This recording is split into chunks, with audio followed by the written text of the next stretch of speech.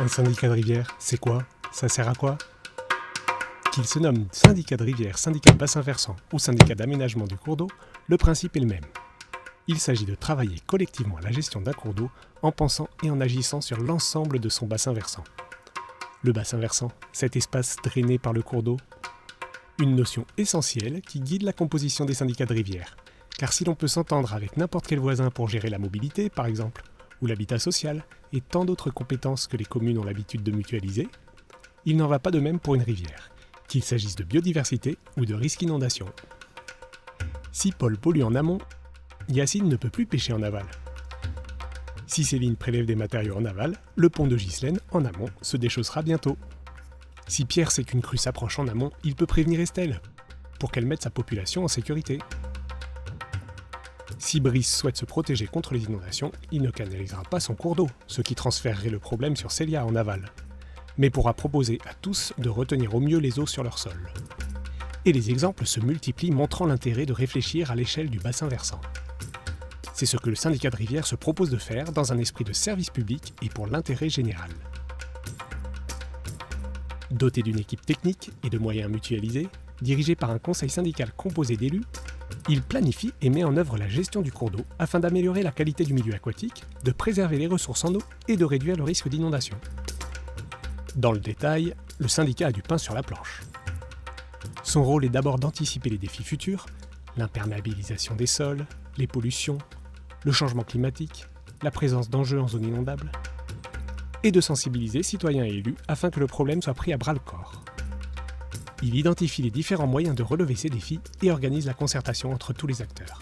Communes, intercommunalités, État, riverains, associations, entreprises, agriculteurs, services de secours, entre autres. Le syndicat met alors en œuvre les actions décidées en mobilisant différents outils, parmi lesquels les schémas d'aménagement de gestion des eaux, ou SAGE, les programmes d'action pour la prévention des inondations, ou PAPI, et les contrats de rivière. Il s'appuie sur les contributions financières de ses membres et de partenaires tels le département, la région, l'agence de l'eau, l'État et l'Europe. Et contre les inondations plus précisément, que fait le syndicat de rivière? En matière de gestion des inondations, un syndicat de rivière, ça peut travailler sur l'amélioration de la prévision des crues, sur l'amélioration de la conscience et de la culture du risque, sur l'anticipation de l'événement, en instrumentant davantage le cours d'eau, en le suivant davantage, en mettant en place une cellule de veille hydrométéo. C'est un autre axe de travail qui, à mon sens, permettra de limiter le nombre de décès et de sauver des vies à la fin, donc contribue à une bonne gestion des inondations. Donc sur le bassin versant de la Glie, le syndicat de bassin versant va devenir progressivement l'unique gestionnaire de la protection contre les inondations. À ce titre, nous allons devoir gérer les ouvrages existants pour les entretenir et les surveiller, mais également travailler à de nouveaux projets pour améliorer la protection contre les inondations. À titre d'exemple, on a des projets aujourd'hui de création de bassins de rétention en amont de certains villages, mais également des projets d'amélioration du rôle des zones d'expansion de crues pour faire en sorte que l'eau soit freinée sur ces secteurs-là et évite d'arriver trop rapidement sur les secteurs urbanisés.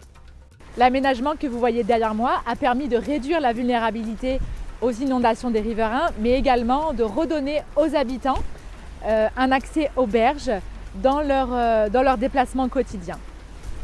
Le défi qui se présente à nos syndicats de rivière, c'est de devenir et de rester un acteur incontournable dans l'aménagement du territoire. Parce que, ok, l'eau, elle est associée à des risques, mais c'est aussi et surtout un atout, et c'est cet atout qui doit être reconnu comme tel.